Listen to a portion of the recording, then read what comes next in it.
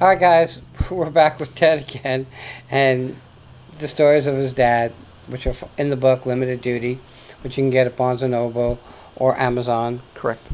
Okay, and we're just telling you a couple of these stories. The book is just utterly amazing. All right, so preface to say that his dad had one eye. Correct. And when he went into the military, he chose to go in the military because he wanted to go into combat. Correct. That's... And they wouldn't let him go into combat, and they wouldn't even let him deal or handle any firearms. Correct. That was one of the stipulations for being designated limited duty was you were not allowed to carry a firearm, shoot a rifle, or use any weaponry that grenades, anything like that. Well, during basic training, my father felt very isolated. He didn't like that fact because he himself never thought of himself as being disabled or handicapped. Here was a man who was playing college football before the war broke out, and so he was physically fit. He did a lot, and so he started going through the basic training courses with the recruits. My father worked with ordnance, and he was teaching anti-aircraft gunnery, but he also wanted to fight. So he said, well, the only way I can do it is to prove myself by going through the basic training.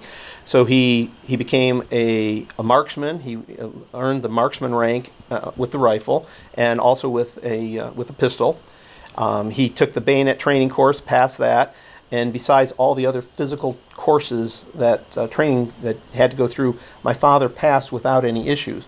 And still, the military said, no, we can't allow you to fight, even though you're capable. And that was the time where, unlike today, where we don't talk about people with disabilities or handicaps, but your dad is probably one of the reasons that we don't, because just because you have a disability or handicap doesn't mean you're disabled or handicapped. Correct. And your dad's stories are so amazing, and there are a whole bunch more in the book. Yes. Which is available on Amazon or Barnes & Noble. Why'd you write the book? Well, I originally decided to write the book because my father was getting up in age. When I started, I believe my father was around 87 years old, and I wanted to document his World War II experiences and put it in a chronological order so that I could pass it on to his grandchildren and they could share it for generations. Pass it on to me. This is the guy that I admire. And so I started to write. Just and literally it read more of a textbook type of a story.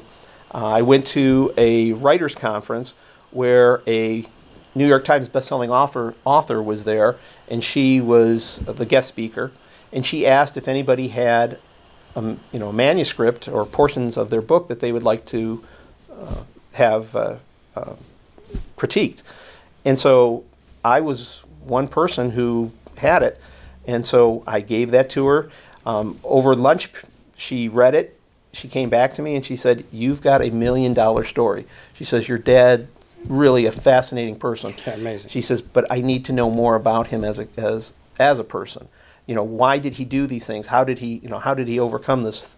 So it became more of a labor of love, re-interviewing my father. Why did you do this? Why did you do that? How did you get through this? There was just a lot of different things that he faced and he overcame. He never said he could not do anything. Again, after I heard the story, and I said, this is somebody that I would have liked to have known. You have to be utterly proud of your dad. Yes. Though I didn't get to meet his dad, I surely got to meet you and your wife, and they're great people. But you got to check out Limited Duty, either on Barnes & Noble or Amazon. You can get the book there. Correct.